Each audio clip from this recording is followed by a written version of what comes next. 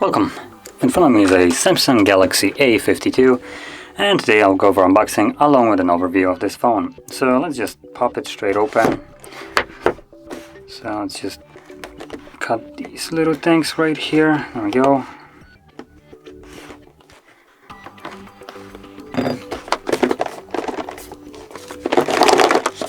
Oh, come on.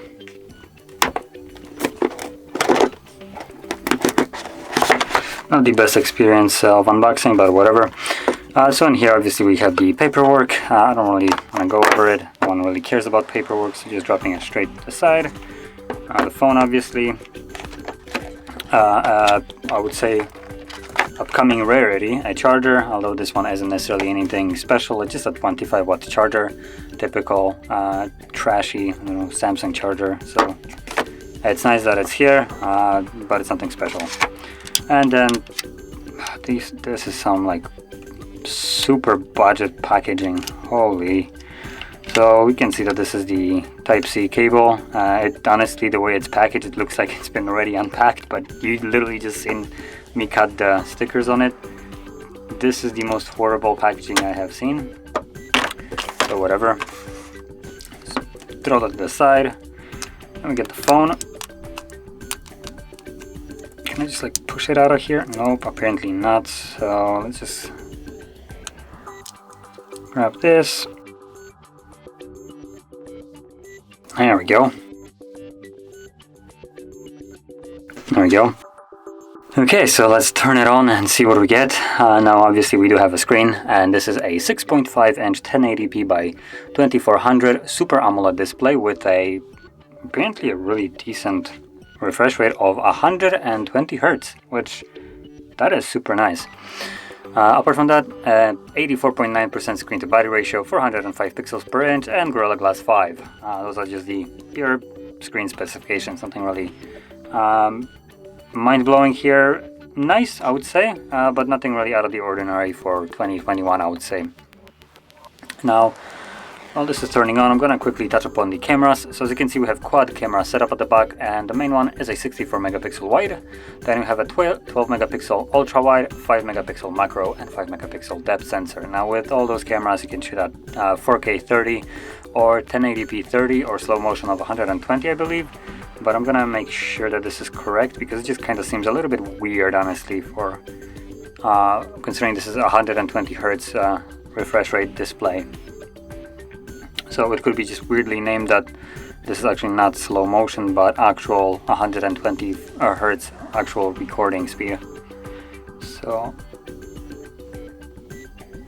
oh come on, it's a brand new device. Let me skip the Wi-Fi. You have got to be kidding me, Samsung. What is this trash?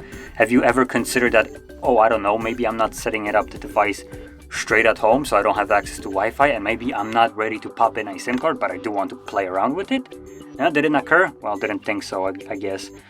So let's just select any kind of trash Wi-Fi, because apparently I cannot set up the device without a damn Wi-Fi, which, yes, I am a little bit annoyed by that one.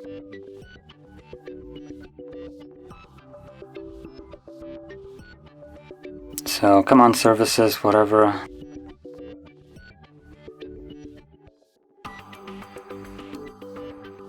Restart. Restart what? Oh my... Are you kidding me? Anything else that could annoy me would you like to do beforehand? So while this is doing unnecessary reboot of the device for no apparent reason, because I literally just booted up and haven't even managed to finish up the setup, let's go over the actual build quality. So this is super cheap feeling plastic. If you can even see it, it is bending under my finger, and I'm not pressing it hard. It feels super hollow when you just like tap on it. Camera setup kind of looks like the new S21s, but kind of don't. It just looks like the budget version of it. It also looks like, are there like stickers on it? Nope. Okay, I thought that there were stickers on here, but looks like I was wrong. So okay, there we go. We're back in the setup. So while this is continuing, so yeah, we have a back plastic, it looks like it. This seems like it's just a kind of steel frame on the phone. We do have a headphone jack, which is kind of a rarity. Type-C, and SIM tray right on the top. That's about it from the actually important stuff. Oh, power key and volume rockers also here. Flat screen, nothing really special here. It just kind of feels like a dated device with the overall build quality of it, but the screen is nice here. The notch is basically the same all around, as you can see. So it does add a little bit of quality to it. Now what doesn't add quality to it is this absurdly long setup screen. This has gotta be the most annoying setup screen I have seen. So I guess while this is still setting up, I'm gonna go over literally the rest of the entire specifications before I can actually show you the home screen of it. So what we're dealing... Oh no way, it's actually progressing. Don't copy. So what we're dealing here is a Snapdragon 75G or 750G, which is a 5 GHz Snapdragon, so you have 5 GHz connectivity. We also have two different versions of this phone, so there's 128 and 256 GB storage, which depending on which one you go with, you will also have different RAM amounts. So the smaller one has 6 and the bigger storage capacity has 8 GB. Honestly, both of them should work just fine for majority of people's needs. If you're probably planning to play games on it, you might want to go for the 8 GB just in case. But other than that, 6 GB will work for majority of the people out there. Also, the battery here is, I would say, mediocre, 4500 mAh with a 25-watt charger. And also, something that I'll mention because it's not visible anywhere actually, is that we do have a fingerprint sensor on here, and it is actually nicely under the display, so that's nice. And other than that, hopefully I can finish up the setup really shortly so I can actually go over the camera. There we go! 10 minutes later we're done with the setup. Most basic function of the device. Sweet. Took it a little bit of a while, but hey, we finally got to the end. Okay, so now you can actually see the display here. Let me just... What was that? Okay, so there we go. This is maxed out and it is fairly bright. Not necessarily the brightest screen, but I think it should do just a good enough job. So let's start off by opening up the camera and going into the raw photos. There we go. So I'm going to capture my plant right over here and see how it comes out.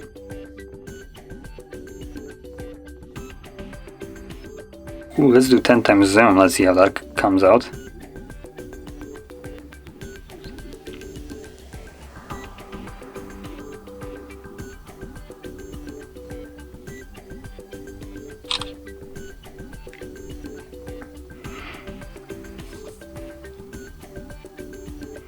I'm also going to check out portrait mode because those are usually the modes that use the depth sensor, and for the most part depth sensor is just absolute trash. So I kind of want to see how the 5 megapixel depth sensor does here. But it looks like it might not be too great, which will be a little bit of a shame.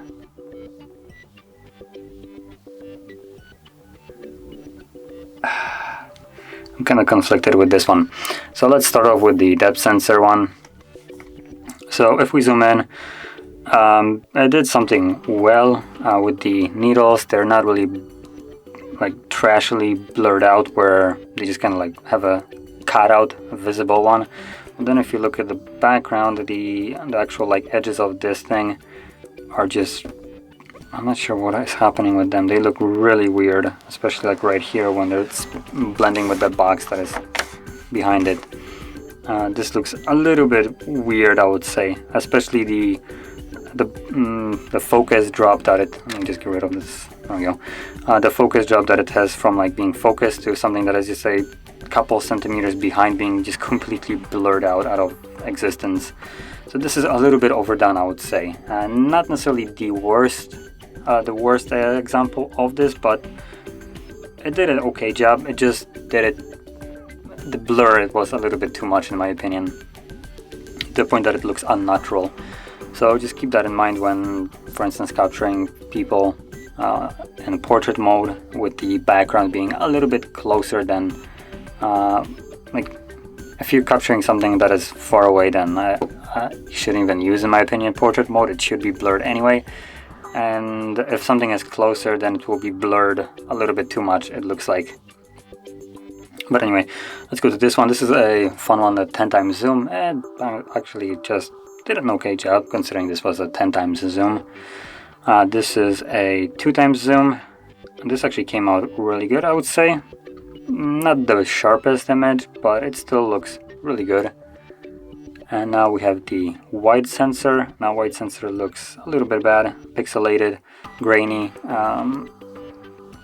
So this one is, I guess, serviceable when you need to capture a wide shot, but other than that, you can see like it's not straight, for instance, so it does this like bowing effect, the fisheye lens almost, which makes it all look really weird.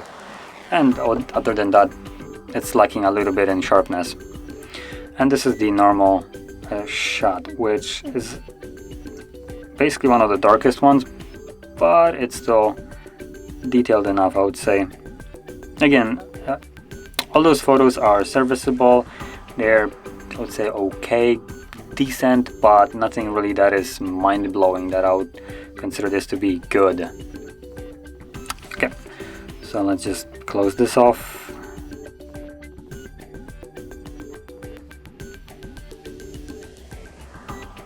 So we do have apparently 120 Hz refresh rate here, but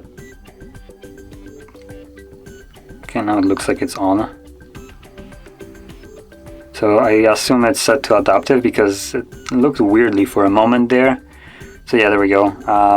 Motion smoothness high, get smooth animation and scrolling with a 90 Hz screen refresh rate. We do also have the standard one, obviously.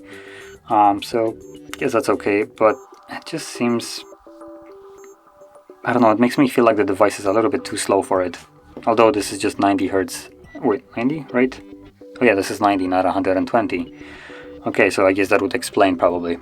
So I did write it down that it's 120, which it looks like it's 90 instead.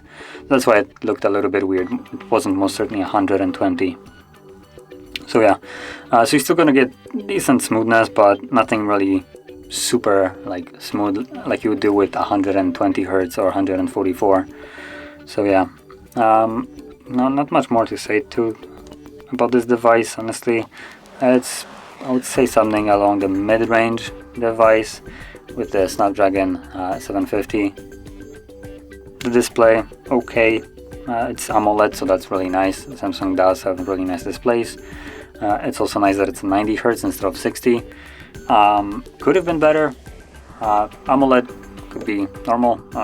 Well, it is AMOLED, so I'm okay with that one. OLED, AMOLED, they're really close in my opinion in quality. The 90 Hz is okay. 120 probably would have been better. And I don't know. In my opinion, the primary thing that I would like to see in this device is just a better build quality, because it's just like I'm basically pressing on a battery and I can feel it. Like you can, when you press it, you can almost feel difference. Like there is something here. So here's a little bit higher than down here, and it just feels cheap. It feels too cheap for a device that costs about $600. This is way too much for a device that feels like a toy almost in hand. Now it maybe feels like a toy, it performs like a nice toy, but still it's something that I would give to a kid rather than use myself. And as an example, I am basically still daily driving a Mate 20 Pro, and this device I believe actually is cheaper. When you get this one used in perfect condition, will be still cheaper than this, while I would say actually outperforming this. Now, downside is it won't have 5 gigahertz or 5G connectivity, but still it will have everything else better apart from the refresh rate.